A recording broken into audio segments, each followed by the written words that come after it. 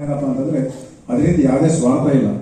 ಯಾಕೆಂದ್ರೆ ಒಬ್ಬ ಟೀಚರು ತಮ್ಮ ಸ್ವಂತ ಸಂಬಳದ ದುಡ್ಡಿನಲ್ಲಿ ಇಷ್ಟೆಲ್ಲ ಖರ್ಚು ಮಾಡಿ ನನಗೆ ನಿಜವಾಗ್ಲೂ ಇವರು ಹೇಳೋಕೆಂದ್ರೆ ನನಗೆ ಕಣ್ಣ ನೀರು ಬರ್ತದೆ. ಈಗಲೂ ಅವರು ಎಷ್ಟು ಪ್ರೀತಿ ತೋರಿಸಿರೋ, ಎಷ್ಟು ವಿಶ್ವಾಸ ತೋರಿಸಿರೋ ಅಂದರೆ ನಾವು ಇಷ್ಟು ಕೆಲಸ ಮಾಡಿದ್ದು ಇಷ್ಟು ಎಫೆಕ್ಟ್ ಆಗುತ್ತೆ ಅಂತಕ್ಕಂಥ ನನಗೆ ಯಾವತ್ತೇ ಗೊತ್ತಾಗಿದೆ. ಅವ್ರದ್ದು ಒಂದೇ ಒಂದು ಬೇಡಿಕೆ ಇತ್ತು, ಏನಪ್ಪ ಅಂದರೆ ಸರ್ ನಾವು ನೀವು ಇಬ್ಬರೇ, ನಮ್ಮ ಮೇಲೆ ಯಾರು ಸಂಘದ ಪದಾಧಿಕಾರಿಗಳು ಬರಬಾರ್ದು, ಕಮಿಷನರ್ ಬರಬಾರ್ದು, ಮತ್ತೊಬ್ರು ಯಾರು ಬರಬಾರ್ದು, ನಾವಷ್ಟೇ ಇರಬೇಕು ಅಂತ ಒಂದು ಕಾರ್ಯಕ್ರಮನ ನಾನು ಅರೇಂಜ್ ಮಾಡ್ಬೇಕು. ನಾವು ದಯಮಾಡಿ ನಮಗೆ ಡೇಟ್ ಕೊಡಲೇಬೇಕು ಸರ್ ಅಂತ ನಾನೇ ಮಾಡಿದೆ.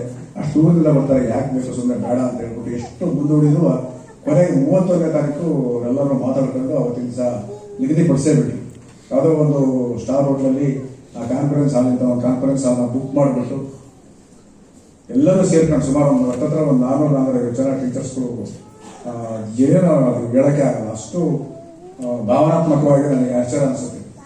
ಈ ಥರ ಮಾಡ್ತಾರ, ಈ ಥರ ನಮ್ಮನ್ನ ನಂಬ್ತಾರ, ನಮ್ಮನ್ನ ಅಪೇಕ್ಷೆ ಪಡ್ತಾರ ಅಂತ. ಅವರು ಅವರ ಮಕ್ಕಳು, ತಂದೆ ತಾಯಿ, ಇಡೀ ಕುಟುಂಬನೇ ಕರ್ಕೊಂಡು ಬಂದು ಅವರಿಗೆಲ್ಲ ತೋರಿಸಿ ಅದೇನೋ ಒಂದು ರೀತಿ ಆ ಒಂದು ಅವಿಸ್ಮರಣೀಯವಾಗಿರ್ತಕ್ಕಂಥ ಘಟನೆ.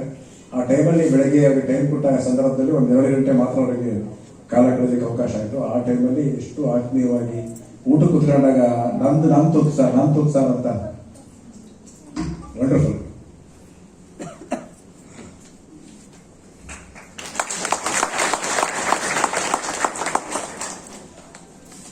ಓಕೆ, ಅವ್ರಿಗೆ ಹೆಸರೇ OTS ಅಂತ ಒನ್ ಟೈಮ್ ಸೆಟಲ್ಮೆಂಟ್ ಅಂತ. ಅವ್ರಿಗೆ ಆ ಗುಂಪಿಗೆ ಹೆಸರು ಇಟ್ಕೊಂಡ್ರದವರು OTS NPS ಕೇಳಿದೀವಿ, OPS ಇದ್ಯಾವುದು OTS ಅಂತ ಎಲ್ಲರೂ ಆಶ್ಚರ್ಯ ಪಡ್ತಾ ಇದ್ರು. ಹಾಗಾಗಿ ಅವರು ಒಂದು ಸಂಘಟನೆಗೆ ಹೆಸರಿಟ್ಕೊಂಡು ನಮಗೆ ಒನ್ ಟೈಮ್ ಸೆಟಲ್ ಮಾಡ್ರಿ. ಯಾಕಂದ್ರೆ ಕಲ್ಯಾಣ ಕರ್ನಾಟಕದಲ್ಲಿ ಆರ್ಡರ್ ಇದೆ 371 ಜೈಲಲ್ಲಿ 10 ವರ್ಷ ಕೆಲಸ ಮಾಡಿದ್ರೆ ಸಾಕು, 10 ವರ್ಷ ಅಂತ ಆಟೋಮೆಟಿಕಲಿ ಅವರು ಬೇರೆ ಕಡೆ ಹೋಗ್ಬೋದು. ಕೊನೆ ಪಕ್ಷ 10 ವರ್ಷ ಕೆಲಸ ಮಾಡಲಿ. ಆ ಹಿಂದುಳಿದ ಪ್ರದೇಶಗಳು ಬಂದು ವಾಪಸ್ ಹೋಗ್ಬಿಡ್ತಾರೆ, ಅವಾಗ ತೊಂದರೆ ಆಗ್ತದೆ ಅನ್ನೋ ಉದ್ದೇಶಕ್ಕೋಸ್ಕರ ಈ ಕಡೆ ಅಪಾಯಿಂಟ್ಮೆಂಟ್ ಆಗಿರ್ತಕ್ಕಂಥವ್ರಿಗೆ ಅಲ್ಲಿ ಕೆಲಸ ಮಾಡೋದಾದ್ರೆ 10 ವರ್ಷ ಕೆಲಸ ಮಾಡಲೇಬೇಕು ಅಂತಕ್ಕಂಥ ನಿಯಮ. ಅದನ್ನು ಮೀರಿ 15 ವರ್ಷ 20 ವರ್ಷ ಆದರೂ ಎಷ್ಟೋ ಜನಕ್ಕೆ ವರ್ಗಾವಣೆ ಭಾಗ್ಯ ಸಿಕ್ಕಿರ್ಲಿಲ್ಲ. ಹಾಗಾಗಿ ಅವರೆಲ್ಲ ಉಪವಾಸ ಸತ್ಯಾಗ್ರಹ ಮಾಡಿ, ಗಲಾಟೆ ಮಾಡಿ, ಎಷ್ಟು ಹೋರಾಟ ಮಾಡಿ ಅಂತ ಸಂದರ್ಭದಲ್ಲಿ ಅನಿರೀಕ್ಷಿತವಾಗಿ ಮಿನಿಸ್ಟ್ರಿ ಜೊತೆಗೆ ನಾವು ಹೋದಾಗ ವರ್ಗಾವಣೆ ಸಂಬಂಧಪಟ್ಟಿರ್ತಕ್ಕಂಥ ವಿಚಾರ ಇದು ಸ್ವಲ್ಪ ಪ್ರಸನ್ನ ನೋಡಿದ್ದು ಅಂತ ನಾಗೇಶ್ ಸಾಹೇಬರು ಮಿನಿಸ್ಟರ್ ನಮಗೆ ಸೂಚನೆ ಕೊಟ್ಟರು. ಅವಾಗ ಉತ್ಕೊಂಡು ಎಲ್ಲ ಕ್ಲಿಯರ್ ಅನಾಲಿಸಿಸ್ ಮಾಡಿ ಏನೋ ಒಂದಿಷ್ಟು ಫ್ರೇಮ್ ವರ್ಕ್ ಮಾಡಿ ಅನುಕೂಲ ಆಗಲಿ ಅಂತ ಮಾಡಿದ್ವಿ. ಅದರ ಒಂದು ಅದೃಷ್ಟ ಎಲ್ಲರಿಗೂ ಸಹ ಅನುಕೂಲ ಆಯಿತು. ಅದನ್ನ ಅವರು ತುಂಬಾ ಭಾವಕರಾಗಿ ಅದನ್ನು ತಗೊಂಡು ನಮ್ಮ ಫ್ಯಾಮಿಲಿ ಜೊತೆ ಸೇರ್ಕೊಂಡಿದೀವಿ, ನಾವೆಲ್ಲ ಜೊತೆಗಿದ್ದೀವಿ ಅಂತ ಅವರು ಹೇಳೋದು ಕೇಳ್ಬಿಟ್ರೆ ಆಶ್ಚರ್ಯ ಅನ್ಸುತ್ತೆ. ಅವರು ಯಾರೋ ಮೊನ್ನೆ ಗೃಹ ಪ್ರವೇಶ ಮಾಡುತ್ತೆ, ಗೃಹ ಪ್ರವೇಶಕ್ಕೆ ಆ ಗೃಹಕ್ಕೆ ಹೆಸರು ನಮ್ಮ ಹೆಸರು ಅಷ್ಟು ಟೀಚರ್ಸ್ ಭಾವುಕರಾಗಿ ಅಲ್ಲೆಲ್ಲ ಎಕ್ಸ್ಪ್ರೆಸ್ ಮಾಡಿದ್ದು ಆ ಭಾಷಣ ಮಾಡ್ಬೇಕಾದ್ರೆ ಆಶ್ಚರ್ಯ ಅನ್ಸುತ್ತೆ ನನಗೆ. ಈ ರೀತಿ ಕೆಲಸ ಮಾಡಲಿಕ್ಕೆ ಖಂಡಿತವಾಗೂ ಎಲ್ಲರಿಗೂ ಅವಕಾಶ ಇದೆ, ಯಾರು ಸಹ ಅವಕಾಶ ಮುಂಚಿತರಾಗಿರೋಕ್ಕಿಲ್ಲ. ಆದರೆ ಸಣ್ಣ ವಿಷಯ ತಲೆಕೆಡಿಸೋ ಅವಶ್ಯಕತೆ ಇಲ್ಲ. ಅದು ಇದ್ದದ್ದೇ ವ್ಯವಸ್ಥೆ ಒಳಗೆ ಅವರವರ ಅನುಭವ ತಕ್ಕಂಗೆ, ಅವರ ವಿಚಾರ ತಕ್ಕಂಗೆ ಅವ್ರವ್ರು ಮಾತಾಡ್ತಾರೆ, ಕೆಲಸ ಮಾಡ್ತಾರೆ. ಅದನ್ನ ಸೇಡಿಗೆ ಇಟ್ಬಿಟ್ಟು ನಾವೇನ್ ಮಾಡ್ಬೇಕು ಅಂತಿದ್ದೀವಿ ಆ ನಿಟ್ಟಿನಲ್ಲಿ ಕೆಲಸ ಮಾಡ್ತಾ ಹೋದ್ರೆ ಖಂಡಿತವಾಗೂ ವೃತ್ತಿಯಲ್ಲಿ ಒಂದು ಒಳ್ಳೆ ಅವಕಾಶ ಇದೆ.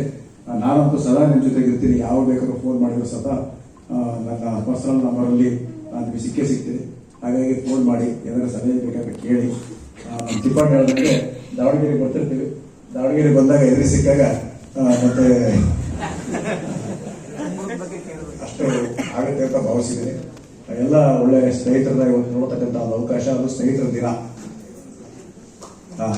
ಇಂಥ ಒಂದು ದಿನದಲ್ಲಿ ಒಂದು ಒಳ್ಳೆ ಕೆಲಸ ಮಾಡಿದ್ರಿ. ಖಂಡಿತವಾಗೂ ನನಗೆ ಬಹಳಷ್ಟು ಋಣ ತೀರ್ಸಕ್ಕೆ ಆಗಿರೋಂಥ ರೀತಿಯಲ್ಲಿ ಬಹಳ ವರ್ಷಗಳ ಮೇಲೆ ಎಲ್ಲರನ್ನೂ ನೋಡ್ತಕ್ಕಂಥ ಒಂದು ಅವಕಾಶ, ಒಂದು ಭಾಗ್ಯವನ್ನ ಕಲ್ಪಿಸಿದ್ರಿ. ನನ್ನ ಜೊತೆ ಕೆಲಸ ಮಾಡಿರ್ತಕ್ಕಂಥ ಎಲ್ಲ BO ಆಫೀಸ್ದಾಗೆ ಕೆಲಸ ಮಾಡಿರ್ತಕ್ಕಂಥವ್ರು, ಆ ಟೈಮಲ್ಲಿ ಇದ್ದಂಥ ನಮ್ಮ ಸ್ನೇಹಿತರು ಪುಟ್ಟಪ್ಪ, ಮಲ್ಲಪ್ಪ, ಭೀಮಪ್ಪ, ಇಲ್ಲಿ ಭೀಮಡೆಲ್ಲ ಅದ. ಹಾಗಾಗಿ ಇವ್ರದೆಲ್ಲ ಒಂದು ಗ್ಯಾಂಗ್. ಅಲ್ಲಿ 2 ಗುಂಪು ಹರಿಹರದಲ್ಲಿ, ಹರ ಅಂತ. ಹಾಗಾಗಿ ಹರಿಹರದಲ್ಲಿ ಗೆಲ್ಲದ ಸುಲಭ ಹೆಂಗಿತ್ತು ಅಂತಂದ್ರೆ ಅದರಲ್ಲೂ ಅದಕ್ಕೆ ಬೇರೆ ಬೇರೆ ಬಣ್ಣ, ಸುತ್ತ ಜಾತಿ, ಆಳ ಮೂಳ ಎಲ್ಲ ಕಟ್ಕೊಂಡು ಏನು ತಕ್ಕ